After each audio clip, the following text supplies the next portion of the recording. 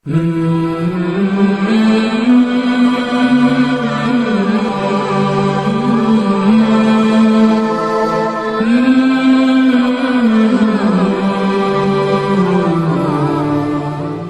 اللہ الرحمن الرحیم۔ حضور نبی کریم صلی اللہ علیہ وسلم جب حضرت ابوبکر صدیق رضی اللہ تعالیٰ عنہ کے ساتھ اور ان کے غلام آزاد کردہ غلام کے ساتھ مکہ سے مدینہ کی طرف ہجرت کر رہے تھے تو چلتے چلتے معبد کے خیمے سے جب ان حضرات کا گزر ہوا تو حضور نبی کریم صلی اللہ علیہ وسلم نے فرمایا کہ معبد سے ہم کچھ کھجوریں اور کچھ گوشت خرید لیتے ہیں۔ ان کے خیمے میں جب گئے تو وہاں جا کے پتہ چلا کہ قحط سالی ہے، جس کی وجہ سے کھجوریں بھی نہیں ہیں اور گوشت بھی نہیں ہے، چونکہ جانور لاغر اور کمزور ہو گئے تھے۔ حضور علیہ الصلوۃ والسلام نے معبد کے خیمے میں دیکھا کہ ایک بکری بندھی ہوئی تھی، تو نبی کریم صلی اللہ علیہ وسلم نے معبد سے پوچھا کہ اے معبد، یہ بکری کیسی ہے؟ انہوں نے فرمایا کہ اے اللہ کے رسول، یہ بکری اتنی لاغر اور کمزور ہو چکی ہے،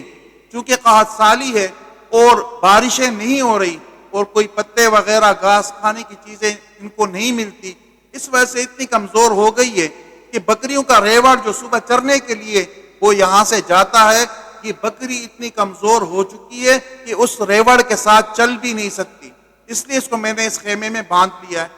آپ صلی اللہ علیہ وسلم نے فرمایا، اے معبد، اگر آپ کی اجازت ہو تو میں اس سے دودھ دھو لوں؟ معبد نے خوشی سے اجازت دی۔ آپ صلی اللہ علیہ وسلم نے اللہ کی بارگاہ میں دعا کے لیے ہاتھ اٹھائے اور اس کے بعد اپنا مبارک ہاتھ اس بکری پہ پھیرا۔ معبد کہتی ہے کہ میں نے دیکھا کہ کچھ دیر ہی میں اس لاغر اور کمزور بکری کے جو تن تھے وہ دودھ سے بھرنا شروع ہوئے اور اس نے خود اپنے پیر پھیلا دیے، دودھ دھونے کے لیے وہ تیار ہو گئی۔ آپ علیہ الصلوۃ والسلام نے بڑا برتن منگوایا، اس بڑے برتن میں آپ اس بکری سے دودھ دھوتے رہے یہاں تک کہ وہ برتن پورا بھر گیا۔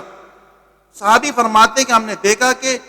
اتنا دودھ تھا کہ 8-9 بندے اس کو آرام سے پی کر سیراب بھی ہو گئے، لیکن اس کے باوجود بھی وہ دودھ ختم نہیں ہوا۔ سب سے پہلے آپ صلی اللہ علیہ وسلم نے معبد کو دودھ پلایا اور اس کے بعد پھر اپنے ساتھیوں کو پلایا اور سب سے آخر میں آپ نے خود پیا، اور اس کے بعد جو دودھ بچ گیا تھا وہ معبد کے برتنوں کے اندر بھر دیا۔